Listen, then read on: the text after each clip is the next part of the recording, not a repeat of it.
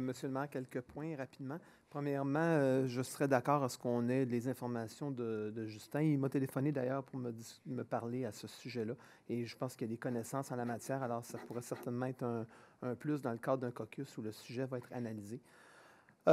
Je voudrais, dans un deuxième temps, informer le public et les membres du conseil que j'ai avisé Monsieur le maire la semaine dernière que je quittais mes fonctions au sein du comité exécutif de la ville.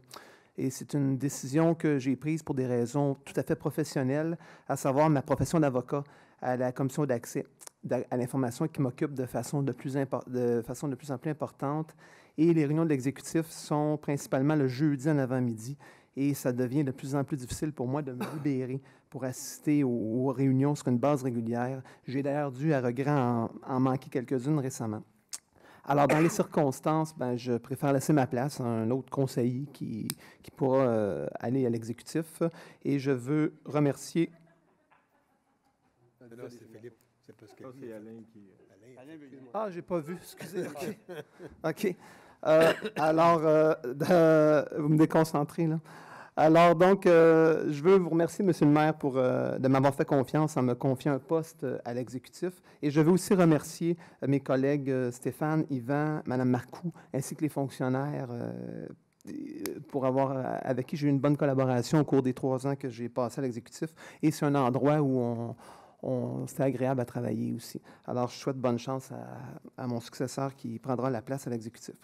Dans un troisième point, Monsieur le maire, je voulais... écoutez, j'étais à votre conférence de presse, mais je vais quand même vous féliciter publiquement pour votre engagement politique et vous souhaiter une bonne retraite, même si c'est seulement dans 11 mois. Je souligne moi aussi le fait que vous avez passé 35 ans en politique, que je vous lève mon chapeau. Je trouve ça tout à fait admirable. Et je vous dis tout de suite, ce n'est pas moi qui va battre votre record de longévité politique. Par ailleurs, j'ai remarqué ce soir que vous avez exercé votre droit de vote pour trancher une résolution, ce que, de mémoire, je n'avais pas vu depuis l'époque du Conseil provisoire.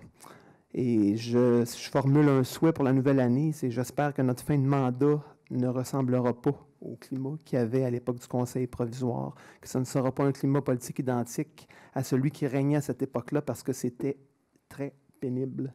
Laissez-moi vous en rappeler. J'espère que l'année qui vient nous permettra quand même de travailler de façon efficace malgré le climat politique et électoral qui règne. Je voudrais aussi parler du pont. Enfin, les gens ont pas mal exprimé ce que je pense sur le pont. Mais je reviens encore avec peut-être la même marotte, mais moi, c'est vraiment le financement, parce que là, on débat, on s'ostine à savoir est-ce qu'on va être capable de payer la ville 14, 15, 16 millions, est-ce qu'il y aura un trottoir, est-ce qu'il y aura 2 trottoirs? Mais moi, ma question préalable, c'est est-ce qu'on va être branché bientôt et que le ministère va allonger les sommes pour le payer, le pont, la majorité de la grosse dépense du pont?